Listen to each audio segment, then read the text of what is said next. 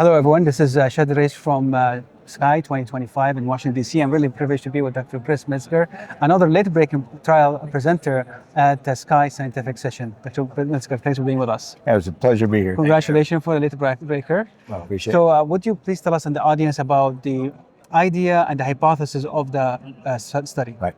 All right. So the Performance 2 trial was an IDE trial. It's a prospective multi-center trial in the U.S. and Europe designed to test the Neuroguard Carotid Stent System for patients with carotid artery disease.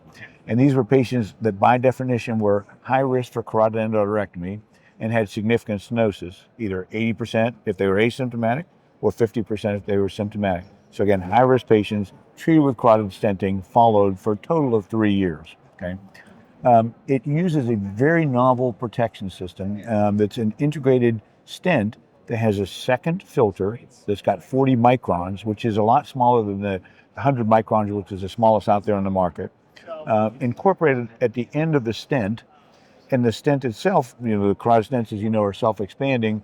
This has the post-dilation balloon incorporated in there, so you have the 3-in-1, a second protection system to protect at the time when you deploy the stent and post-dilate the stent. Those are the highest risk parts of the carotid stenting. So the idea was to lower the risks of procedural strokes as low as possibly could be obtained in an IDE trial. That's great. So let's go ahead, but before going to finding the design. So you said you have a post-dil balloon anchored on the stent, the system. Mm-hmm. Well, what's the French size of the sheath? Right. So when the procedure started, it was a 7 French sheath. And by the end, they went to a 6 French, which is the conventional stent or size sheath that we use for carotid stenting. So they're no bigger than any other device. Yeah, and what is in the design of the study? Did you compare to a conventional device, or was it IDE? There's so many performance goal data out there. What we know, the expected ACC or SCAI expected results. So it was compared to historical controls. But again, in a prospective trial with the endpoint, the primary endpoint, was a composite of death, stroke, and MI at 30 days, and ipsilateral stroke on the same side of the stent at 1 year. So we looked very carefully at strokes and peri-procedural events, and then followed the long term. And this will be the 2-year data from this trial. Awesome, perfect. So can you tell us about the main finding? Yeah. So this is exciting. And I've been in carotid stenting for a while. This is very exciting. We've always wanted to get the stroke rates down extremely low. So at 2 years, the stroke rate was extremely low. Okay. There were no major strokes, there were no stent thromboses, and there were no neurologic deaths. Okay. The 1 year stroke rate was 1.8%. That was all minor strokes. That was the 30-day strokes plus what you added out to 1 year. Very few events after that, and importantly, the stent patency was extremely good. What they called clinically driven TLR was 0.4%. Wow. And any in-stent restenosis defined by just ultrasound findings was 3.9%. And somewhere in between 2.7% had some degree of TLR for some reason. But so the stents stayed open, the event rates were very low, and this was in a cohort of patients. 20% of them were symptomatic patients, and almost half of them were diabetic.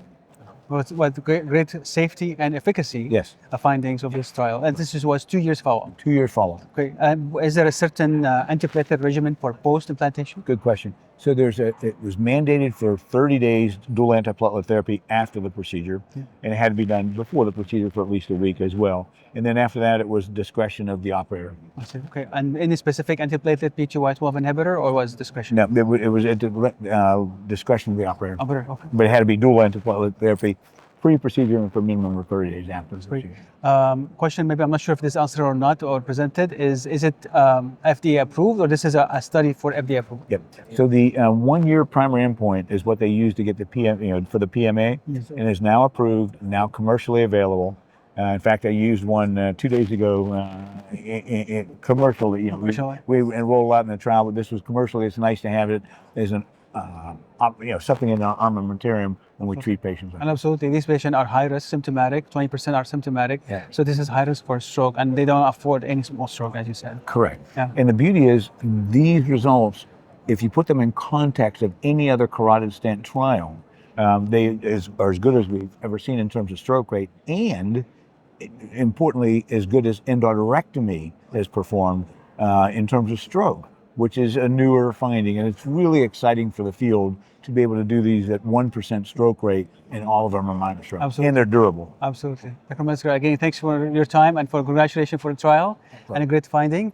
Watch these videos and others on the SCAI-TV YouTube channel. This is Shad Reyes coming to you from SCAI 2025 in Washington, D.C.